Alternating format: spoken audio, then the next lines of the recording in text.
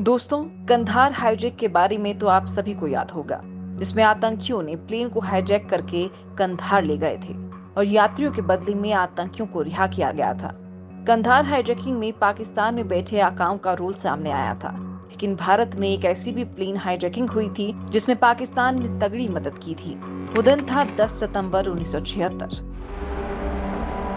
इस दिन Indian airlines के एक विमान को हाईजैक कर लिया गया था, लेकिन उसमें सवार सभी यात्रियों और चालक दल के सदस्यों को भारत पाकिस्तान की मदद से सुरक्षित बचा लिया गया था। हमेशा एक दूसरे के दुश्मन रहे इन दोनों देशों की ट्यूनिंग के कारण ही वो प्लेन बच पाया था। दोस्तों, जब देश में इमरजेंसी को लेकर हंगामे हो रहे थे और उस वक्त इंडियन एयरलाइंस के बोइंग 737 विमान को सनसनीखेज तरीके से हाईजैक कर लिया गया था। खास बात यह है कि इस दौरान भारत और पाकिस्तान दोनों देशों की सरकारों के तालमेल ने भी एक मिसाल कायम की थी। हालांकि पाकिस्तान ने इस हाईजैकिंग को रोकने में भारत की मदद की थी, लेकिन इसके बाद भी उसने प्लेन हाईजैक करने वालों को भारत के विरोध के बाद भी महज 6 महीने में छोड़ भी दिया था। दरअसल आपातकाल के हंगामों के बीच 1976 में इंडियन एयरलाइंस के एक जहाज को सनसनीखेज तरीके से हाईजैक कर लिया गया था और उतने ही हैरत अंगेज तरीके से उसमें सवार सभी यात्रियों को बचा लिया गया था। ये किस्सा पायलटों की समझदारी और बहादुरी का है, जिन्होंने हादसे को टाल दिया था। इस रहस्य की शुरुआत हुई थी दिल्ली के पालम हवाई अड्डे से। दरअसल 10 सितंबर को सुबह करीब 7:30 बजे दिल्ली के पालम हवाई अड्डे से इंडियन एयरलाइंस के बोइंग 737 विमान ने 77 यात्रियों के साथ मुंबई के लिए उड़ान भरी थी। मुंबई पहुंचने से पहले जहाज को जयपुर और औरंगाबाद रुकना था। हालांकि टेक ऑफ करने के कुछ ही मिनटों बाद 2 अपहरणकर्ता कॉकपिट में आ गए और पायलट को पिस्तौल दिखाकर विमान का अपहरण कर लिया। जहाज की कमान कमांडर BN रेड्डी और सह पायलट RS यादव के हाथों में थी। अपहरणकर्ता विमान को लीबिया ले जाना चाहते थे, लेकिन पायलट और सह पायलट ने ऑटो पायलट शुरू करके दिल्ली एयर ट्रैफिक कंट्रोलर से संपर्क साधा और घटना की जानकारी दी। प्लेन को हाईजैक करने में कुल 6 लोग थे, जिनके नाम सैयद अब्दुल हमीद दीवानी, सैयद रफीक, मोहम्मद एहसान राठौड़, अब्दुल रशीद मलिक, गुलाम रसूल और ख्वाजा गुलाम नबी इत्तू थे। ये सभी कश्मीरी थे। ये सभी प्लेन को लीबिया ले जाना चाहते थे, लेकिन प्लेन में इतना ईंधन तो था नहीं, तो को पायलट यादव ने उनसे कहा कि जहाज में लीबिया तक जाने का ईंधन नहीं है। बहुत हुआ तो जयपुर तक या फिर वापस दिल्ली लौट सकते हैं। उन लोगों को यकीन नहीं हुआ और एयर होस्टेस से हकीकत पूछी। इसके बाद उन्होंने जहाज को कराची पाकिस्तान ले जाने का हुक्म सुनाया।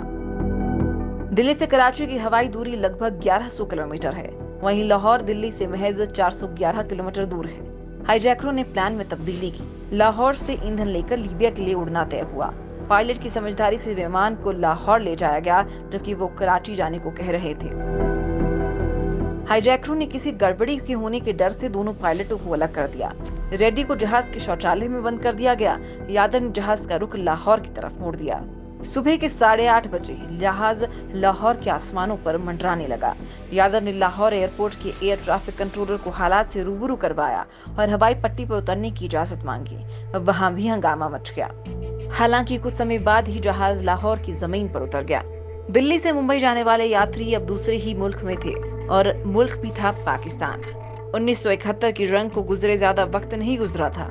पाकिस्तान के टूटने का जख्म अब भी ताजा था, पर यह भी इत्तेफाक था कि जुलाई में ही दोनों मुल्कों के 4 साल से ठंडे पड़े हुए रिश्तों में कुछ गर्माहट आई थी। हवाई और रेल रूट की बहाली हुई थी। कुछ दोस्ताना माहौल था। इसी दोस्ताना माहौल का हवाला देकर भारत सरकार ने पाकिस्तान सरकार को फोन करके क्रू के सदस्यों और यात्रियों की सुरक्षा की गुहार लगाई। इसके लिए पाकिस्तान भी तैयार हो गया था। प्लेन अब लाहौर की जमीन पर था। प्लेन के उतरते ही हाईजैकरों ने पायलटों से पूछा कि कितना तेल भरवाना होगा। रेड्डी ने मात्रा बताई और साथ ही कराची से लीबिया जाने की हवाई नक्शे भी मांग लिए। पाकिस्तान के अधिकारियों के लिए इतना इशारा काफी था। उन्होंने अपहरणकर्ताओं से कहा कि लाहौर हवाई अड्डा अंतर्राष्ट्रीय नहीं है, इसलिए अंतर्राष्ट्रीय हवाई मार्ग के नक्शे नहीं हैं और उन्हें मुहैया करवाने में समय लगेगा। इस टालमटोल में पाकिस्तानियों ने दोपहर बिता दी। तेल भरवाकर हाईजैकरों ने जहाज को लीबिया उड़ान भरने को कहा। तब पायलट रेड्डी ने समझदारी दिखाते हुए कहा कि उनके पास नक्शे नहीं है, रात में हादसा हो सकता है, इसलिए उड़ना मुनासिब नहीं है। पायलट रेड्डी की यह रणनीति कामयाब हो गई। उधर पाकिस्तानी अधिकारी हाईजैकरों का भरोसा जीतने में कामयाब हो गए थे।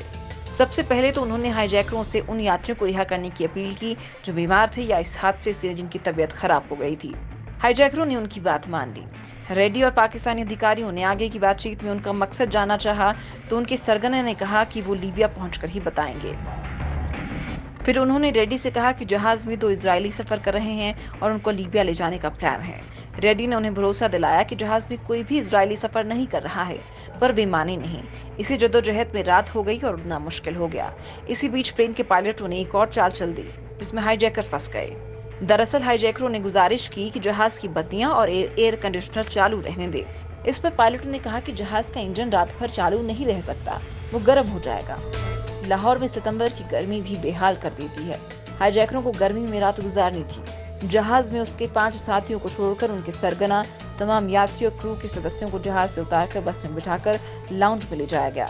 पाकिस्तान ने हाईजैकरों की खातिर जहाज में बढ़िया खाने का इंतजाम करवा दिया। दरअसल पाकिस्तानी अधिकारियों ने खाने के साथ दिए पानी में नशीली दवाइयां मिला दी थी, जिसे पीकर अपहरणकर्ता बेहोश हो गए थे। उधर जो सरगना यात्रियों के साथ लाउंज में था, उसे वहीं गिरफ्तार कर लिया गया था। बाद में अपहरणकर्ताओं को पकड़ लिया गया और विमान को भारत के लिए रवाना किया गया।